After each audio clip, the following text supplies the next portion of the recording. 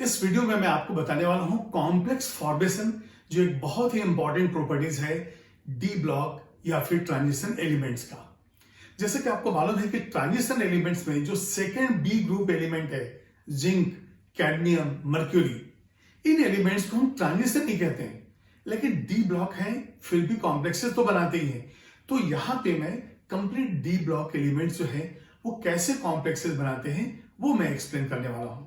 देखिए, इसका सारा डिटेल जो है कॉम्प्लेक्स के बारे में हमारा जो नेक्स्ट चैप्टर है कोऑर्डिनेशन कंपाउंड्स, उसके अंदर बाउंड चलेगा। लेकिन फिर भी जब मैं कॉम्प्लेक्स के बारे में कह रहा हूं तो दिमाग में एक आता है कि एक साधारण सा साइड, एक डबल साइड और ये कॉम्प्लेक्स साइड, इसमें आखिर फर्क क्या है। तो देखिए, जैसे आप सिंपल कंपाउंड यदि लेते हैं, एक NaCl, ये एक आयनिक कंपाउंड है। Na+ और Cl- के बीच में आयनिक बॉन्ड है। जब आप डबल साइड लेते हैं और कॉम्प्लेक्स, तो यहां पे वो चीज को क्लियर करना जरूरी है कि आखिर किसको कहेंगे डबल साइड, किसको कहेंगे कॉम्प्लेक्स। अब देखिए, जैसे डबल साइड में आप लीजिए alum, K2SO4, Al2SO4 taken thrice, dot 24H2O, और एलम के काफी वेराइटीज हैं जो दूसरे चैप्टर में हमने पढ़ा है। तो अब यहां एलम यदि डबल साइड है और यदि हमने कोई कॉम्प्लेक्स से लिया, जैसे K1O4, K2Cr2O7, ये भी कॉम्प्लेक्स ही हैं, तो दोनों में फर्क क्या होगा। देखिए, डबल साइड का मतलब है कि जो आयंस उस साइड के अंदर हैं, जो बनने के पहले थे, वो आज भी जब हमने डिसॉल्व कर दिया वाटर में तो भी अपनी आइडेंटिटी वो बताएंगे। ये डबल सॉल्ट होगा। जैसे मान लिए K2SO4 हमने एक सॉल्ट सॉल्यूशन लिया और एक जो है एल्यूमिनियम सल्फेट लिया, तो K2SO4 में K+ सल्फेट आयन है और Al2SO4 टेकन थ्राइस में Al3+ एन सल्फेट आयन है। मतलब ये हो गया कि ये दोनों कंपाउंड जब अलग अलग होंगे और वाटर में डिसॉल्व करेंगे तो वहां से दोनों आयन को हम किसी केमिकल टेस्ट से डिटेक्ट कर सकते हैं। अब यदि मान लीजिए दोनों सॉल्यूशन को हमने मिक्स कर दिया और मिक्स करने के बाद जो रिजल्टेंट है, यदि उसको हमने डिसॉल्व किया वाटर में और अब कोशिश करें कि सारे आयन से डिटेक्ट हो जाए, तो हम देखते हैं या तो एक आयन या तो सारे आयन वो अपनी आइडेंटिटी खो चुके हैं। अब उनके आयंस के टेस्ट हम नहीं कर सकते हैं। तो हमने कहा ये बहुत ही कॉम्प्लिकेटेड है, बड़ा कॉम्प्लेक्स है ये, इसलिए हो गया ये कॉम्प्लेक्स साइड। अब उसके एग्जाम्पल हम लेंगे और बताएंगे कि कौन से आयंस जो हैं अपने आइडेंटिटी को लूज करते हैं और डबल सॉल्ट कौन सा है। उसके बाद वो कॉम्प्लेक्सेस लेंगे जो अभी तक मेटलर्जी में या दूसरे चैप्टर में पढ़ चुके हैं। तो यहाँ पे सिर्फ लिस्ट हमें बनाना है, बाकी डिटेल जो है कोऑर्डिनेशन कंपाउंड या कॉम्प्लेक्स के चैप्टर में होगा। तो सबसे पहले मैं बताऊंगा कि डबल सॉल्ट क्या है। तो यहां पे देखिए, आप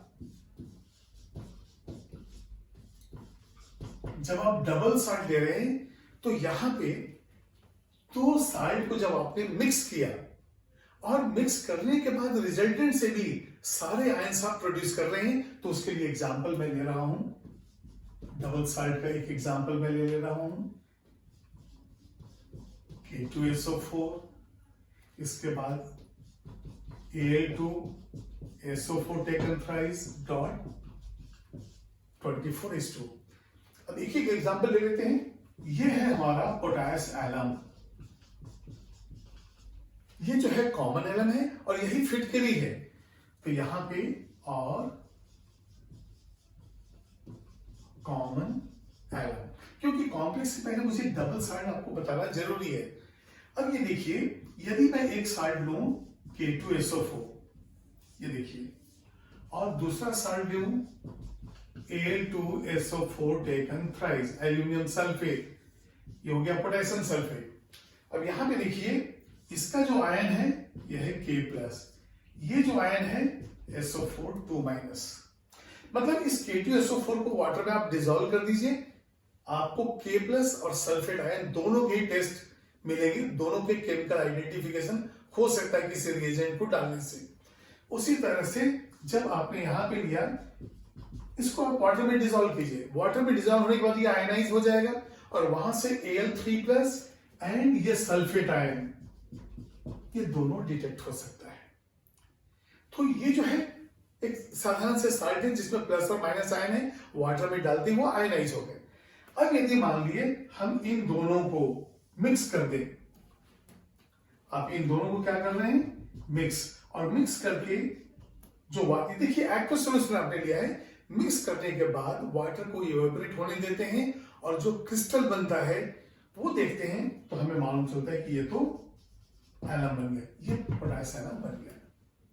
अब देखिए आप, जब हमने K plus and sulphate ion को डिटेक्ट किया यहाँ पे, और इस एलम में भी मैं यहां लिख देता हूं K2SO4 Al2SO4 taken thrice dot 24H2। अब ये देखिए जो रिजल्टेंट है उसका कंपोजिशन ऐसा है, इसको यदि हमने वाटर में डिसॉल्व कर दिया तो उस एक्वस सॉल्यूशन से K plus Al3 plus and SO4 2 minus तीनों आयन जो है वो डिटेक्ट हो सकते हैं। तो इसका मतलब क्या हो गया, जो इनकी आइडेंटिटी पहले थी वो अभी भी आइडेंटिटी हमें मिल रही है एक्वस सॉल्यूशन से, तब ये कहलाता है डबल साल्ट। कॉम्प्लेक्सेस में कोई ना कोई आयन गायब हो जाएगा, वो अपनी आइडेंटिटी बताने वाला नहीं है। कैसे देखते हैं, लेकिन चलिए एक और एग्जांपल ले लेते हैं। ये है हमारा पोटेशियम। अब पोटेशियम और मैग्नीशियम इन दोनों का एक कॉमन ओर या मिनरल कौन सा है, कार्नेलाइट। तो यहाँ पे एग्जांपल 2 हम देखेंगे, KCl MgCl2 .6H2O, ये है आपका कार्नेलाइट। अब ये कैसे, यदि मान लीजिए हमें ये कंपोजिशन इसका बनाना है तो हम ये कहेंगे कि KCl हमने एक्वस लिया, देखिए ये तो मिनरल फॉर्म में तो अर्थ क्रस्ट से ही मिल रहा है, लेकिन चलिए हमें ये कार्नेलाइट का कंपोजिशन बनाना है तो हम क्या करेंगे, KCl एक सोल्यूशन लेंगे, MgCl2 दूसरा सोल्यूशन लेंगे, ये सारे एक्वस हैं, यहां पे भी हम लेंगे एक्वस, वाटर में आपने डिसॉल्व कर दिया है, ये भी एक्वस है, ये भी एक्वस है, वाटर में दोनों साइड को डिसॉल्व कर दिया। जब ये एक्वस था तो यहां से K प्लस और Cl माइनस को हमने डिटेक्ट किया, यदि इसका हमने एक्वस सोल्यूशन लिया तो Mg2 प्लस और Cl माइनस का डिटेक्ट किया, मतलब 1, 2 और तीसरा क्लोराइड, 3 तरह के आयंस यहां पे हैं। अब यदि मान ली इन दोनों को हमने मिक्स कर दिया, ये देखिए ये मिक्स किया, तो मिक्स करने से हमारे पास जो कंपोजिशन आया KCl MgCl2 .6H2। अब ये देखिए इस ये क्रिस्टल जो हमें मिला इसको वाटर में डिसॉल्व कर दें और उस सॉल्यूशन से हम चेक करें तो हमें K प्लस भी मिलता है, Mg2 प्लस भी मिलता है और क्लोराइड आयन भी मिलता है। तो हमने कहा कि जितने भी आयन हैं उनकी आइडेंटिटी अभी भी मालूम है कि हाँ ये आयन्स हैं, कोई भी आयन जो है डिसअपियर नहीं हुआ, कोई आयन ऐसा नहीं है जो अपनी आइडेंटिटी नहीं बता रहा है। तो ये भी हो गया डबल साल्ट। अब डबल साल्ट में एक और जो है इंपॉर्टेंट जो है मोर साल्ट, वो मैं आपको दे देता हूं एग्जांपल, उसके बाद फिर हम कॉम्प्लेक्स देखेंगे कौन कौन से कॉम्प्लेक्स, ताकि आप जब मैं कॉम्प्लेक्स लिखूं तो आपको समझ में आ जाए कि ये डिफरेंट कैसे है। थर्ड में ले रहा हूं, ये देखिए FeSO4 dot NH4 twice SO4 dot 6H2 और इसका नाम है मोहर्स साल्ट। अब देखिए ये जितने भी है ना, ये मोल कंसेप्ट में क्वेश्चंस आ जाते हैं, रेडॉक्स में आ जाते हैं, इसलिए वो सारे एग्जाम्पल भी मैं ले रहा हूं। अब यहां पे देखिए यदि इसको बनाना है मोर साल्ट तो हम क्या लेंगे, FeSO4 ले लेंगे और ये FeSO4 एक्वस सॉल्यूशन है। उसी तरह से एक अमोनियम सल्फेट, ये देखिए आप NH4 ट्वाइस SO4, ये हमने ले लिया है, ये भी एक्वस है। और जब ये दोनों को मिक्स करेंगे, अभी देखिए जो वाटर ऑफ क्रिस्टलाइजेशन है अपने आप जब एक्वस सॉल्यूशन को इवेपोरेट करते हैं तो उतना वाटर ऑफ क्रिस्टलाइजेशन आ जाते हैं। तो यहां पे हमने इसको किया मिक्स और मिक्स करने से हमें मिल गया FeSO4 dot NH4 twice SO4 dot 6H2। अब ये देखिए यदि एक्वस सॉल्यूशन में FeSO4 है तो आप Fe+2 एंड सल्फेट आयन दोनों को ही डिटेक्ट कर सकते हैं। अब डिटेक्ट करने का मतलब क्या हो गया, जैसे इस सॉल्यूशन के अंदर हम बेरियम क्लोराइड डाल दें तो देखिए व्हाइट कलर का BaSO4 प्रेसिपिटेट बन जाता है, हम कहते हैं अच्छा ये सल्फेट आयन प्रेजेंट है। तो उसी तरह से हर आयन का जो है टेस्ट होता है, जो दूसरे चैप्टर में बताऊंगा। अभी फिलहाल हमें देखना है कि यहाँ पे Fe+2 और सल्फेट आयन को डिटेक्ट कर सकते हैं, यहाँ पे अमोनियम आयन और सल्फेट को डिटेक्ट कर सकते हैं। यदि दोनों को हमने मिक्स किया और रिजल्टेंट से हमें सारे चीज Fe+2 सल्फेट NH4+, यदि सारे आयंस को हम डिटेक्ट कर रहे हैं, तब जाके हो गया ये डबल साल्ट। ये बिल्कुल क्लियर हो गया।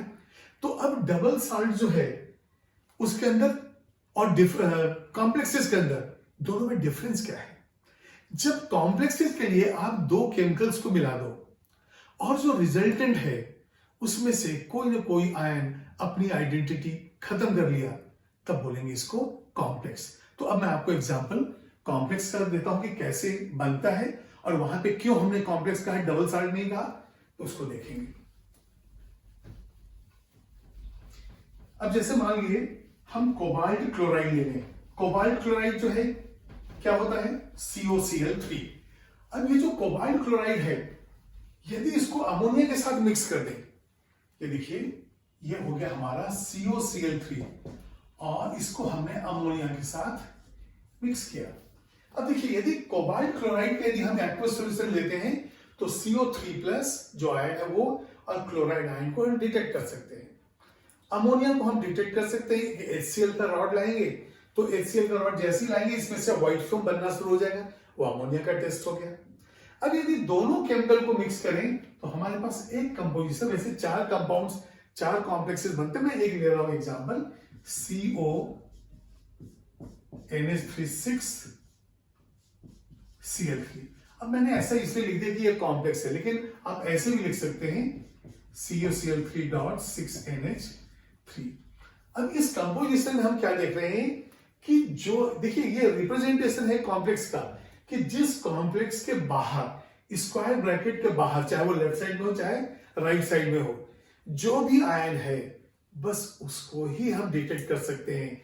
जो कॉम्प्लेक्स के अंदर आ गया उसको हम डिटेक्ट नहीं कर सकते हैं। इसका मतलब हो गया कि जब आपने ये दो सॉल्यूशन को ऐड किया तो यहां 2 आयन थे, लेकिन अब सिर्फ क्लोराइड आयन ही डिटेक्ट होगा, कोबाल्ट+3 डिटेक्ट नहीं होगा।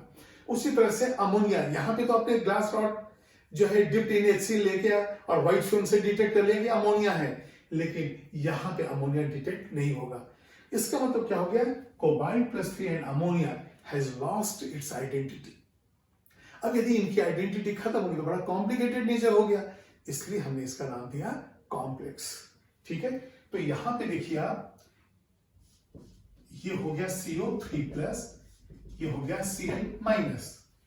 और अमोनिया के लिए हम क्या करते हैं, जब HCl रॉड डालते हैं तो यहां से बन जाता है NH4Cl और ये होता है व्हाइट फ्यूम्स। तो इन आयंस के लिए अलग अलग टेस्ट हैं, इनको हमने टेस्ट कर लिया, इसको टेस्ट कर लिया, लेकिन जब यहां पे गए तो only chloride ion is detected. तो यहां पे लिखेंगे ये जो कॉम्प्लेक्स बना, only Cl- ion is detected. तो आपको डिफरेंस समझ में आ गया ना कि डबल साल्ट के अंदर सारे आयंस डिटेक्ट हो गए, लेकिन यहां पे जब एक ऐसा कंपाउंड बना जिसके अंदर कोई ना कोई आयन अपना आइडेंटिटी मिस कर रहा है, तो वो क्या हो गया? कॉम्प्लेक्स। यहां पे कौन से मिस कर रहे हैं? CO3+ ion, ammonia. तो इसलिए हमने लिखा only Cl- ion is detected. तो यहां पे CO+3 and NH3 have lost identity. अब लॉस्ट आइडेंटिटी का मतलब क्या हो गया? मतलब हमको केमिकली उनको हम नहीं ढूंढ पा रहे हैं, इसलिए दे लॉस्ट देयर आइडेंटिटी। तो आपको समझ में आ गया कि डबल साल्ट क्या होते हैं और कॉम्प्लेक्स क्या होते हैं। तो अब मैं कुछ कॉम्प्लेक्सेस के एग्जांपल लेता हूं जो हमारे कॉमन जो है चैप्टर्स के अंदर, जैसे रिडॉक्स के अंदर, मेटलर्जी के अंदर ये सब आते हैं। तो कुछ एग्जांपल्स वो भी मैं लेता हूं जब तक आप इसको नोट कीजिए। चलिए आप कुछ कॉम्प्लेक्स को भी देखते हैं जो ऑलरेडी हम पढ़ चुके हैं, रिडॉक्स हो चाहे वो मेटलर्जी हो। तो अब कुछ एग्जांपल्स हम लोग लेंगे। तो कॉम्प्लेक्सेस, इसके एक एग्जांपल हम लोग लेते हैं। देखिए रिडॉक्स में आपने कई बार KMnO4, K2Cl2O7, K4FeCN6, K3FeCN6 इसको आपने लिखा है और उसमें सेंट्रल एटम का आपने ऑक्सीडेशन स्टेट भी निकाला है। तो तो एग्जाम्पल से ले लेते हैं उनको। तो यहां पे मैं ले रहा हूं K4 FeCN6। ये देखिए, ये है पोटेशियम फेरो साइनाइड। अब इनके आयुपेक नेम अलग होते हैं, लेकिन वो आयुपेक नेम समझने के लिए आपको कोऑर्डिनेशन कंपाउंड्स के वीडियो देखने पड़ेंगे। लेकिन इसके अंदर जो है आप ये मान के चलिए कि ये जो है कॉमन नेम, बहुत ही कॉमन है, ये पोटेशियम फेरोसाइनाइड से जाना जाता है। और वैसे देखा जाए तो पोटेशियम हेक्सा साइनाइडो फेरेट 2 ऐसे कुछ नाम आएंगे जो अभी आपको समझ में नहीं आएगा, छोड़ दीजिए इसको। ये देखिए पोटेशियम फेरोसाइनाइड है। अब यहां जो मैंने आपको जैसा बताया कि स्क्वायर ब्रैकेट के लेफ्ट साइड या राइट साइड जो है, बस उसको ही हम आइडेंटिफाई कर सकते हैं। जो इस स्क्वायर ब्रैकेट के अंदर है उसको हम नहीं कर सकते हैं। इसका मतलब हो गया कि यदि मैं इसको ऐसा स्प्लिट कर दूं तो यहां से आपको क्या मिलेगा, यहां से मिलेगा K+ और ये एक कॉम्प्लेक्स मिल जाएगा FeCN6 और ये देखिए K4 का मतलब हो गया ये 4- हो गया। ये जो है कॉम्प्लेक्स K+ दे रहा है और ये एक कॉम्प्लेक्स दे रहा है। अब इसमें देखिए Fe+2 अलग से नहीं आया, Cl- भी अलग से नहीं आया। वैसे देखा जाए तो ये 4 पोटेशियम में देगा और ये कॉम्प्लेक्स आएगा टोटल जो है। तो यहाँ पे ये जो बन रहे हैं, तो यहाँ पे हम इस तरह से लिख लेंगे K4 और ये, तो ये पोटेशियम को यहाँ पे हम 4 लिख देंगे, बैलेंस हो जाएगा। 4 1 5 मिला। तो एक जो है K+ साधारण आयन है, सिंपल आयन है, और FeCN6 4- ये कॉम्प्लेक्स आयन है। ये देखिए कॉम्प्लेक्स आयन, कॉम्प्लेक्स कंपाउंड से जो मिला वो कॉम्प्लेक्स आयन। ना तो आप Fe+2 को निकाल सकते हो, ना ही Cn- को, क्योंकि यहाँ पे ऑक्सीडेशन स्टेट Fe के ऊपर +2 है और Cn के ऊपर -1 है। तो ये एक एग्जांपल था पोटेशियम फेरोसाइनाइड का। और फेरो इसलिए हम कह रहे हैं क्योंकि ये +2 वाला है। ये देखिए फेरो, जब हायर ऑक्सीडेशन स्टेट जब आएगा तो हायर में क्या होता है, इक होता है, तो वहां पे हो जाएगा फेरी। तो यहां दूसरा एक एग्जांपल लेंगे K3 FeCN6। यहां पे देखिए K तो +1 ही रहेगा जैसे यहां पे था, आयरन यहां पे +3 है, ये -1 × 6, तो +1 × 3 +3 एंड +3 6, इस तरह से न्यूट्रल हो जाएगा ये। अब यहां से आपको मालूम चलेगा कि पोटेशियम तो हमें मिल जाएगा, लेकिन ये कॉम्प्लेक्स का अलग से हम Fe एंड Cn के लिए डिटेक्ट नहीं कर सकते हैं। तो यहां पे ये K+ को हम डिटेक्ट कर सकते हैं, ना तो आयरन को और ना ही Cn- को डिटेक्ट कर सकते हैं। इसका नाम है potassium ferricyanide. Higher oxidation state के लिए एक हम यूज करते हैं, तो पोटेशियम फेरीसाइनाइड। तो ये जो स्क्वायर ब्रैकेट है ये हो गया आपका कॉम्प्लेक्स आयन। इसका मतलब हो गया जब इसको हम वाटर में डिसॉल्व करेंगे तो 3K+ और एक कॉम्प्लेक्स आयन FeCN6 और ये हो जाएगा 3- 4 को बैलेंस करना है। तो यहां 4 आयन मिला, लेकिन एक तो पोटेशियम जो है सिंपल आयन है और ये कॉम्प्लेक्स आयन है, इसमें ना तो Fe+3 और ना ही Cn- को आप डिटेक्ट कर पाएंगे। तो हमारे इसमें से ये 2 ion they have lost their identity. ठीक है, इसके बाद अब नेक्स्ट हम लेंगे। अब याद कीजिए मेटलर्जी के अंदर जो है हमने दिया है कि एक जो है NaCN के साथ सिल्वर का जो AgCl या Ag2S जो कॉम्प्लेक्स है, जो ओर है, वो एक कॉम्प्लेक्स बनाता है, उस कॉम्प्लेक्स का हम फॉर्मूला लिखेंगे। अब याद कीजिए यहाँ पे AgCN टेकन ट्वाइस, ये बाहर में होता है NaAgCN टेकन ट्वाइस, ये +1 है, ये +1 है और ये -1 × 2 है। याद कीजिए वहां पे हमने NaCN ऐड किया है। NaCN ऐड करने से Na+ और Cl- तो अपना देता ही, AgCl से Ag+ और Cl- का डिटेक्शन होता, लेकिन ये कॉम्प्लेक्स आने के बाद हमें Ag+ और Cl- इसकी आइडेंटिटी मालूम नहीं चल रही है। तो ये NaAgCN टेकन ट्वाइस, तो इसमें जो है Ag ने अपनी आइडेंटिटी खत्म कर ली, Cn ने कर ली, सिर्फ Na+ को हम डिटेक्ट कर पा रहे हैं। अब इसका जो कॉमन नेम है सोडियम अर्जेंटो साइनाइड, आयुपेक में बिल्कुल हटके होगा। Sodium di cyanido argentate 1। अब ये कैसे हुआ अगले वीडियो में। चलिए अब देखते हैं 3 NaAgCN टेकन ट्वाइस हो गया। अब यदि मान लिया हम एक और कॉम्प्लेक्स लें, आप याद कीजिए ब्लू विट्रियोल हम कहते हैं।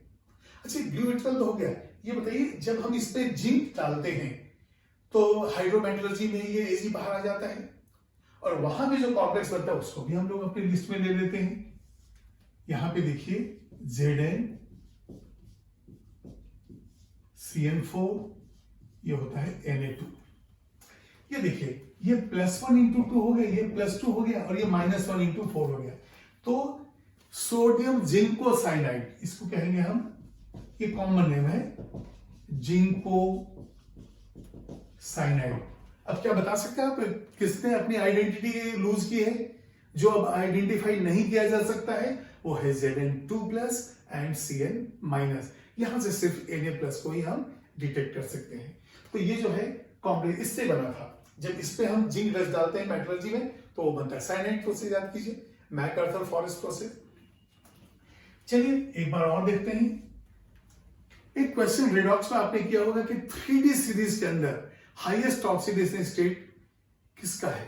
तो आता है आंसर Mn+7 और ये Mn+7 कहां होता है? KMnO4 में, और ये भी एक कॉम्प्लेक्स है तो ये हो जाएगा KMnO4। देखिए जनरली हम विदाउट ब्रैकेट KMnO4 लिख देते हैं, लेकिन अब हमें कॉम्प्लेक्स तो बताना है कि कौन सा कॉम्प्लेक्स है कौन सा नहीं है। तो ये जो है कॉम्प्लेक्स है, ये कॉम्प्लेक्स आयन है। यहाँ पे ये देखिए +1 -1। तो जब KMnO4 को हम वाटर में डिसॉल्व करेंगे तो K+ का टेस्ट आएगा, MnO4-। हम ऐसा नहीं कि Mn का अलग से कर लें ऑक्साइड का अलग से कर लें।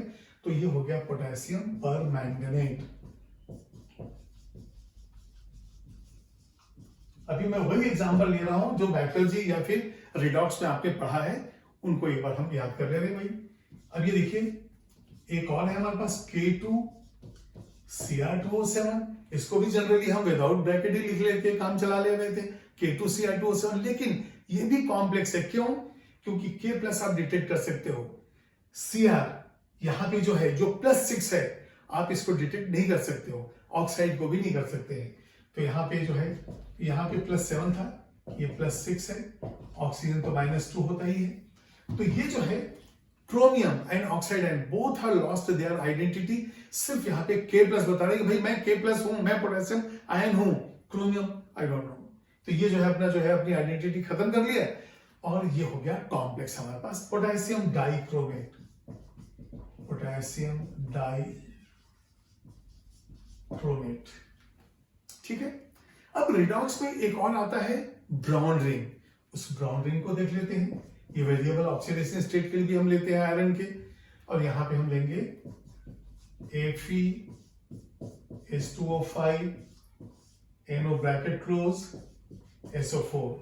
अब याद कीजिए यहां पे आयरन जो है +1 था, H2O तो 0 था, ये +1 था, ये उसके ऊपर -2 था। तो आयरन का ऑक्सीडेशन स्टेट यहां पे +1 था और ये कहलाता है ब्राउन रिंग।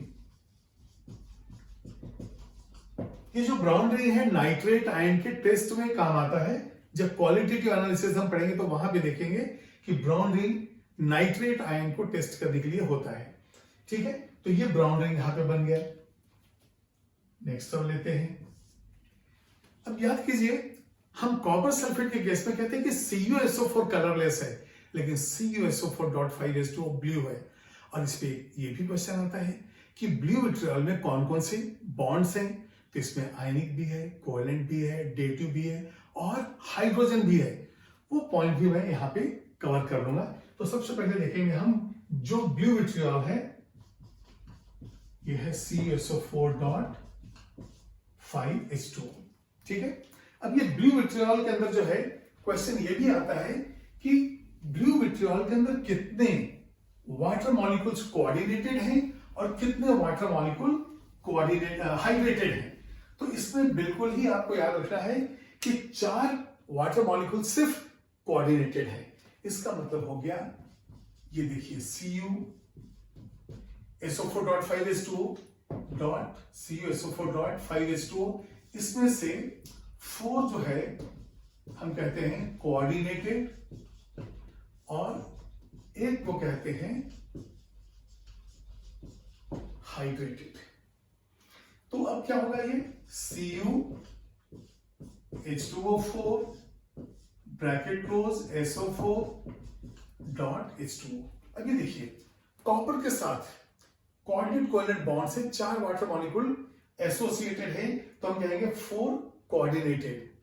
और ये डॉट H2O है जो हाइड्रोजन बॉन्ड बनाएगा, ये हो गया हाइड्रेटेड। तो ये भी जो है कॉम्प्लेक्स है, तो आपको देखना है कि इसको हम कहते हैं कि पेंटाहाइड्रेटेड कॉपर सल्फेट, लेकिन जब क्वेश्चन रहेगा 5 में से कौन से कैसे हैं, तो फिर हमें बोलना पड़ेगा 4 जो है कोऑर्डिनेटेड हैं और 1 हाइड्रेटेड है। अब यहाँ पे देखिए यदि हम इसको ऐसा ब्रेक करें तो ये कॉम्प्लेक्स आयन हो गया और ये निगेटिव आयन हो गया। अब यहाँ पे देखिए ये पॉजिटिव लेफ्ट साइड में है, निगेटिव राइट साइड में है, ये पॉजिटिव लेफ्ट साइड में है, निगेटिव राइट, ये देखिए -2 ये चार्ज है कॉम्प्लेक्स के ऊपर। तो कोई भी साइड में पॉजिटिव लेफ्ट साइड होता है, निगेटिव राइट साइड। यहाँ पे पॉजिटिव है क्या, इसलिए लेफ्ट साइड है। अब यहाँ पे कॉम्प्लेक्स खुद ही ये पॉजिटिव है और सल्फेट जो है ये निगेटिव है, तो इसके ऊपर चार्ज प्लस है। तो आपने देखा कि ये कॉम्प्लेक्स में कॉपर अपनी आइडेंटिटी खत्म कर चुका है, लेकिन सल्फेट एंड वाटर को तो आप डिटेक्ट कर सकते हैं। तो यहाँ पे एक और जो पॉइंट आता है टाइप्स ऑफ बॉन्ड्स। अब बताइए इस स्क्वायर ब्रैकेट और सल्फेट के बीच में कौन सा हो गया, आयनिक, तो हम लिख लेंगे आयनिक। अब ये बताइए सल्फर ऑक्सीजन हाइड्रोजन ऑक्सीजन के बीच तो कोवैलेंट बॉन्ड होता है, तो हो गया नेक्स्ट कोवैलेंट। इसके बाद ये वाटर मॉलिक्यूल जो है डेटिव बॉन्ड बना रहे हैं कॉपर के साथ, ये इलेक्ट्रॉन पेयर डोनर है तो लिविस बेस जैसा है, और ये कॉपर जो है एक्सेप्ट कर रहा है तो ये एक्सेप्टर है, तो ये हो गया लिविस एसिड। तो यहां पे हो गया डेटिव बॉन्ड, और जो वाटर मॉलिक्यूल है ये क्या बनाएगा, हाइड्रोजन बॉन्ड। तो ये देखिए आयनिक कोवैलेंट डेटिव हाइड्रोजन बॉन्ड, ये चारों तरह के बॉन्ड्स जो हैं इसके अंदर हैं। तो हमारा ये एक एग्जांपल हो गया CuSO4.5H2। ठीक है, अब इसी तरह से जो है हम लेंगे ग्रीन विट्रियोल का, और ग्रीन विट्रियोल में देखेंगे कि नंबर ऑफ जो 7 वाटर मॉलिक्यूल्स है वो किस तरह से जो है एसोसिएटेड है। और ये जो हमने H लिया है, H2O जो 4 लिया है, इसकी वजह से ये स्क्वायर प्लेनर कॉम्प्लेक्स होता है, लेकिन अभी वो शेप ऑफ क्रिस्टल पे हम नहीं जा रहे हैं। तो अब यहां पे 9th जो है, अब लेंगे हम FeSO4.7H2O और इसका नाम हो गया ग्रीन विट्रियोल, जो बिल्कुल कॉमन एग्जांपल है कॉम्प्लेक्स फॉर्मेशन का, उसको हम लोग देख रहे हैं। यहां पे Fe के साथ H2O 6 हो जाएगा, फिर सल्फेट, और ये हो जाएगा वाटर। इसका मतलब 6 जो है कोऑर्डिनेटेड है और एक वाटर मॉलिक्यूल हाइड्रेटेड है। 6 H2O are coordinated and 1 H2O is hydrated। और यहां भी बिल्कुल इसके जैसा ही ionic covalent dative and hydrogen bond, ये चारों बॉन्ड यहां पे बनेंगे। चलिए अब एग्जांपल हम और ले लेते हैं। तो ये हो गया आयरन का, आयरन में हमने ये लिया है। अब ये देखिए मेटलर्जी में हमने मोन्स प्रोसेस पढ़ा है, मोन्स प्रोसेस में भी एक कॉम्प्लेक्स है, याद कीजिए कौन सा है, NiCO4। तो यहां पे एक और एग्जांपल हमारा है, ये लास्ट एग्जांपल NiCO4, ये भी एक कॉम्प्लेक्स है। और इसी कॉम्प्लेक्स को हमने डिकम्पोज करके निकल बनाया था, याद कीजिए मोन्स प्रोसेस में जो इम्प्योर निकल है उसको हम CO के साथ रिएक्ट करके NiCO4 निकल टेट्रा कार्बोनाइल बनाते हैं, और हायर टेम्परेचर पे डिकम्पोज होकर हमें देता है निकल। तो यहाँ पे निकल और कार्बोनाइल्स में ये कॉम्प्लेक्स जो है आपके रिडॉक्स में भी आया है कि what is the oxidation state of nickel in निकल टेट्रा कार्बोनाइल। तो कोई भी कार्बोनाइल हो, आयन नहीं, कार्बोनाइल मॉलिक्यूल है तो उसमें ऑक्सीडेशन स्टेट 0 होता है, क्योंकि जो CO इसके साथ है और वो न्यूट्रल लिगेंड है। तो यहां पे निकल का ये इस तरह से आ जाता है, इसका नाम निकल टेट्रा कार्बोनाइल, निकल टेट्रा कार्बोनाइल। तो निकल टेट्रा कार्बोनाइल जो है ये इस तरह से हमने ले लिया है। और याद कीजिए ये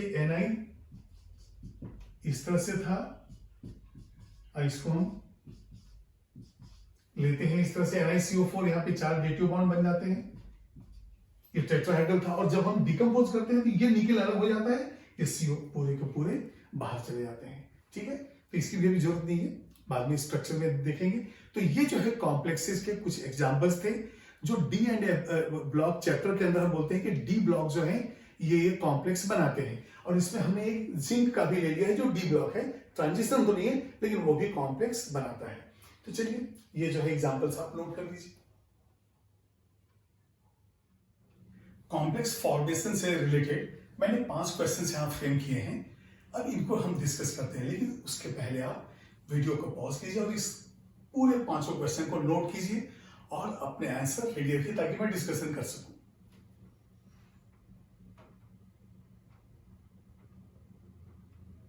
आई होप आप लोगों ने इसको जो है नोट कर लिया होगा कौन कौन से क्वेश्चंस हैं और शायद आपके आंसर भी रेडी हो। अब हम डिस्कस करते हैं एक एक क्वेश्चन का। Which of the following is a complex. तो सबसे पहले एट रैंडम तो है, ऐसे कुछ भी चूज नहीं कर सकते ना, ABCD हमें मालूम होना चाहिए कि फॉर्मूला क्या है। तो पहले हम फॉर्मूला लिख लेंगे, उसके बाद फिर डिसाइड करेंगे। चलिए मोहर सॉल्ट हम देखते हैं, इसको हम क्या लिखते हैं, FeSO4 dot NH4 twice SO4 dot 6H2O। ओ ये तो डबल सॉल्ट है। और यहां पर पूछा जा रहा है which of the following is a complex, तो ये तो हमारा आंसर नहीं है। क्रोम येलो, क्रोम येलो जो है यहां पे याद कीजिए कि पोटेशियम और एल्यूमिनियम हम लेते हैं, तो एल्यूमिनियम को रिप्लेस कर देंगे क्रोमियम से, तो ये हो जाएगा K2SO4 इंटू, अब एल्यूमिनियम की जगह Cr2SO4 taken thrice dot 24H2O। तो ये जो है क्रोम येलो, ये भी तो डबल सॉल्ट हो गया। ब्लू विट्रियल, अब आपको मालूम है कि ब्लू विट्रियल को हम लेते कैसे हैं, 4 को हम कोऑर्डिनेट कर देते हैं, सल्फेट और एक वाटर मॉलिक्यूल बाहर, तो ये हो गया आपका एक कॉम्प्लेक्स ब्लू विट्रियल। यहां पे पूछा गया विच इज ए कॉम्प्लेक्स, तो ब्लू विट्रियल। अब कार्बोनाइट को भी तो देखना है, कार्बोनाइट जो होता है KCl MgCl2 डॉट 6H2O। ठीक है, मेटलर्जी के क्वेश्चन में मैंने एक मैचिंग दिया था इसके ऊपर कि कौन कौन से मेटल इससे निकल सकते हैं, तो K एंड Mg का है ये। आइए सेकंड क्वेश्चन, तो आपके सबके आंसर सही हो गए ना, बिल्कुल। चलिए ठीक है, which of the following is not a complex. यहाँ पे कॉम्प्लेक्स, यहाँ पे नॉट ए कॉम्प्लेक्स है, तो यहां भी हमें सबके फॉर्मूले तो लिखने ही पड़ेंगे। ब्राउन रिंग, अब याद कीजिए आप, brown ring FeH2O5 NoSO4, redox में भी हमने लिया है। और यहां पे ब्राउन रिंग के अंदर ये कितना था, +1 ऑक्सीडेशन स्टेट था, खैर उसकी जरूरत नहीं है। तो ब्राउन रिंग तो एक कॉम्प्लेक्स है। Which of the following is not, अच्छा यहाँ पे पूछा है नॉट, तो भाई पहला तो आंसर नहीं है क्योंकि ये तो खुद ही कॉम्प्लेक्स है। नेक्स्ट है निकल टेट्राकार्बोनाइट जो मोन्स प्रोसेस में हमें मिला है, तो इसका फॉर्मूला है NiCO4 और ये कॉम्प्लेक्स है। ग्रीन विट्रियल, जैसे ब्लू विट्रियल था उसमें से 5 में से 4 कोऑर्डिनेटेड, उसमें ग्रीन विट्रियल में 7 से 6 कोऑर्डिनेटेड होंगे, तो ये हो जाएगा FeH2O6 SO4 डॉट H2। यहां भी चारों बॉन्ड होंगे, आयनिक कोवैलेंट डेटिव एंड हाइड्रोजन, 6 यहां पे कोऑर्डिनेटेड है और एक हाइड्रेटेड है। अच्छा ये भी कॉम्प्लेक्स है, डेफिनेटली हमारा लास्ट आंसर होगा, लेकिन फिर भी चेक कर लें क्या है। पोटास एलम, तो यहां पे हम लिखेंगे K2SO4 dot Al2SO4 taken thrice dot 24H2O। अब ये देखिए ये तो डबल सॉल्ट हो गया। आज का हमारा चैप्टर, मतलब जो वीडियो स्टार्टिंग हुआ है ये डबल सॉल्ट से, तो ये आंसर हो गया आपका D, which is not a complex. तो ये है डबल सॉल्ट, बाकी सब कॉम्प्लेक्स, तो ये कॉम्प्लेक्स नहीं है। ठीक है, मेरे ख्याल से आपका आंसर बिल्कुल सही हो रहा होगा। चलिए थर्ड क्वेश्चन देखते हैं, which of the following is a complex. अच्छा फिर यहां भी आइडेंटिफाई, हमें कॉम्प्लेक्स ही करना है, तो सबके फॉर्मूले लिखने पड़ेंगे। Carnallite KCl MgCl2 dot 6H2O।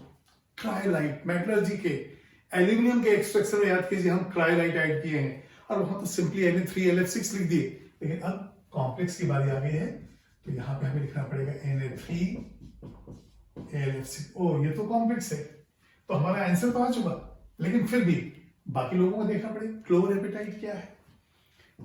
CA3PO4 taken twice dot CaCl2, ये कैल्शियम का मिनरल है। क्लोरेपेटाइट में CaCl2 होगा डॉट, और फ्लोरेपेटाइट में डॉट CaF2 होगा। तो ये हो जाएगा CA3PO4 taken twice dot CaF2। तो हमारा कॉम्प्लेक्स ये है, बाकी सारे तीनों डबल साल्ट है। आपका भी यही आंसर है ना? चलिए ठीक है। अब देखते हैं fourth one. In Mond's process impure nickel reacts with carbon monoxide to give a complex X. The oxidation number of central atom in the complex is, मतलब कॉम्प्लेक्स भी हो गया और रिडॉक्स का रिवीजन भी हो गया। ये कितना होता है? 0। किसी भी कार्बोनाइल्स में ऑक्सीडेशन स्टेट 0 होगा, लेकिन कार्बोनाइल आयन नहीं होना चाहिए, कार्बोनाइल मॉलिक्यूल होना चाहिए। तो आपका आंसर हो गया 0। फिर आइए लास्ट क्वेश्चन पे। Which of the following complex is formed when AgCl reacts with NaCl in the cyanide process, which is a leaching process? cyanide process leaching है, मेटलर्जी में पढ़े हैं। और यहां पे जो कॉम्प्लेक्स बनता है वो बनता है NaAgCN टेकन ट्वाइस। ठीक है, तो ये आपका आंसर है NaAgCN टेकन ट्वाइस। अब देखिए यहाँ पे NaCN भी है और AgCN भी है, कॉम्बिनेशन NaAgCN टेकन ट्वाइस। तो इस तरह से ये जो है पांचों क्वेश्चन होंगे। मेरे ख्याल से आपके पांचों क्वेश्चन जो है करेक्ट हुए होंगे। चलिए इसको नोट कर लीजिए।